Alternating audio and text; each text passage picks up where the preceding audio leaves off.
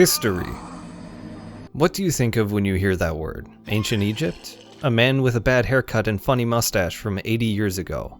Your curvaceous 9th grade social studies teacher, Mrs. Statler, who was way too hot to be teaching a gaggle of hormone-addled teenagers. Whatever you thought of the past. This is what history is, the study of the past. It is a concept that everyone is familiar with. However, very few seem to truly understand it. Now I know what you're thinking. Bro, I got enough of this in class, school sucks and history's boring. And I agree with you. Mostly. School does suck, and that's part of the reason why history is boring. Our school curriculum makes learning history shitty, at least where I went to school. Most of history class was memorizing seemingly arbitrary information. Tests consisted of multiple choice questions and just required regurgitating names and dates. There was no logic to it. Plus, we appeared to only be taught the same shit over and over again. Hitler bad. George Washington was first US president. Columbus sailed the ocean blue in 1492, or was it 82, or maybe 72? Who cares? This is the problem. Nothing seems to matter. Basically, everything we're taught focuses on surface-level information that doesn't amount to much of anything. And even if we do spend time to look into the logic, it's a waste, because the tests that are meant to reflect your comprehension of the subject only require the most basic, superficial knowledge. A multiple-choice test that is only asking when something happened or the name of some guy is going to encourage students to memorize frivolous information rather than actually learn the material. This is why, I would say, most people don't actually understand history. It's of no fault of their own, but can you completely blame the schools? Public schools have to follow a curriculum decided by the local government, which has to take into account the local laws, the time it would take to cover the material, and the importance of the information. But this can also mean the government can censor historical content by omitting it from the curriculum, intentionally keeping people ignorant. More on that later.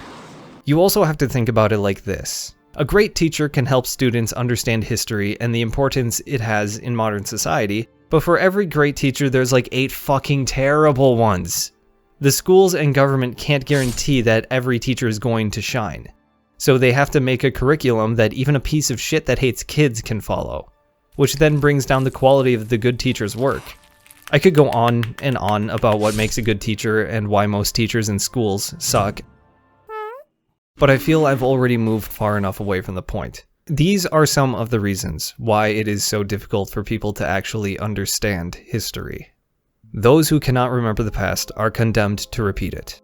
Everyone has heard a version of this quote, but what does it mean? It means pay attention in Mrs. Statler's class. I didn't got good letter.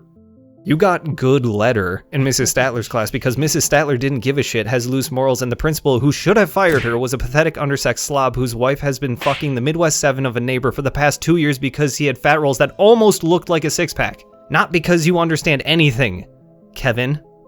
Understanding history consists of more than just memorizing dates and names.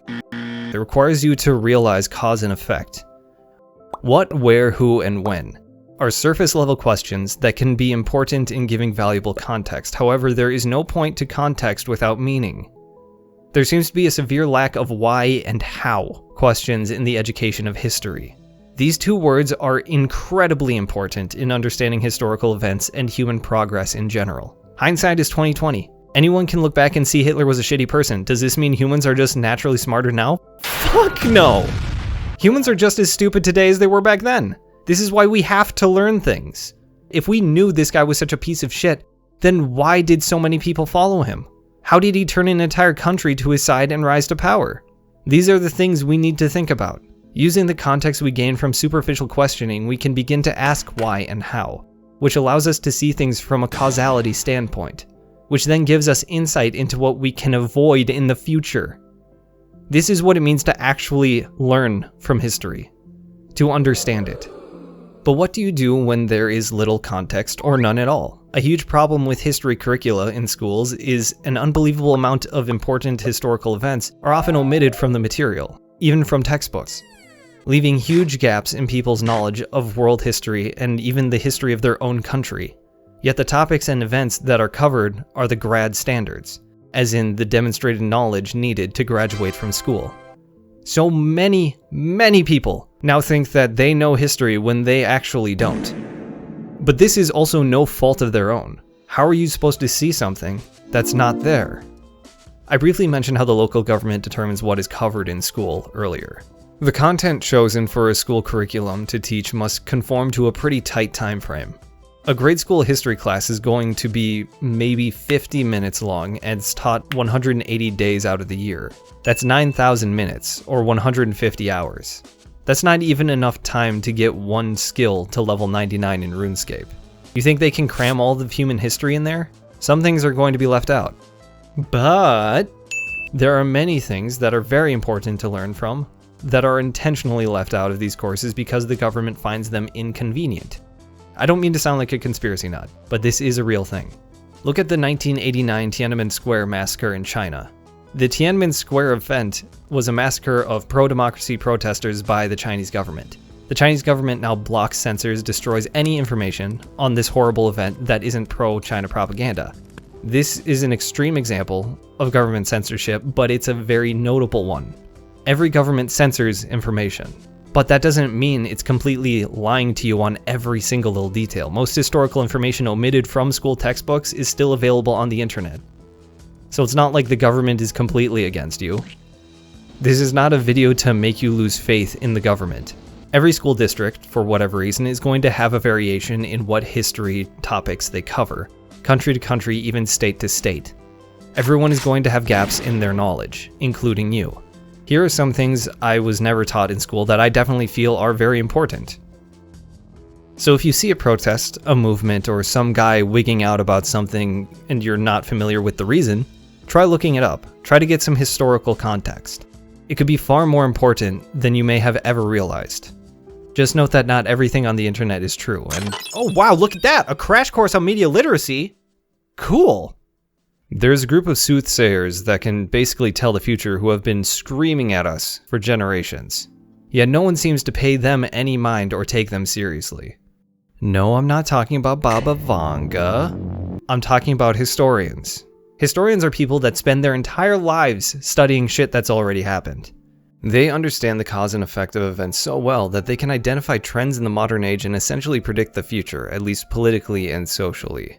And no one can fully predict the future. It is far too complicated to do that. This statement is obviously hyperbolic, however the point still stands that historians are an untapped wealth of knowledge we need to utilize more.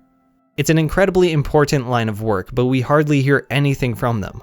I believe this is because people don't understand how history applies to their modern lives, which makes them view historians as outdated, and then in turn prevents media organizations from bringing historians on news programs, podcasts, and streams because there isn't a demand for them. Combine this with the fact that many historians are super nerds that don't like talking with normies, and you get solutions to many world issues that go completely ignored. We need more tech-savvy, sociable, and super hot historians that can catch the attention of the average individual because the service they provide is invaluable. If you're into fictional lore found in works like Lord of the Rings, Elden Ring, Warhammer, Harry Potter, whatever, you might really enjoy studying history. It's real-life lore. In fact, modern fantasy is inspired by history. Most modern fantasy elements are derived from ancient mythology and folklore, which are derived from stories passed down from ancient civilizations, trying to make sense of natural phenomenon beyond their comprehension. Not only could you find that stuff interesting, but understanding it can lead you to being able to see past trends and recognize them in the modern day, basically allowing you to predict the future. How cool is that? I feel that as time goes on, I notice people, societies, politicians, businesses all make the same mistakes time and time again. Sometimes to disastrous results. And it's frustrating. Thanks for watching. This is kind of the capstone to a trilogy of videos about navigating modern media that I have spent the better half of a year working on. I hope you enjoyed them and maybe they even helped you. Check out the other two if you haven't seen them. Next time I'll do something lighter. The more history is forgotten, the more important it becomes. Because without it, we are going to continue making the same mistakes over and fucking over again. The events themselves are not as important as the reason they happened. Don't just memorize history, learn from it, and listen to historians. Peace.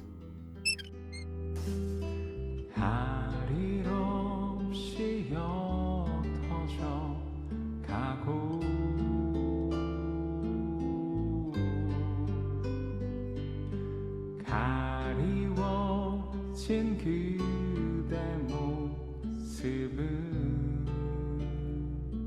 내게 점점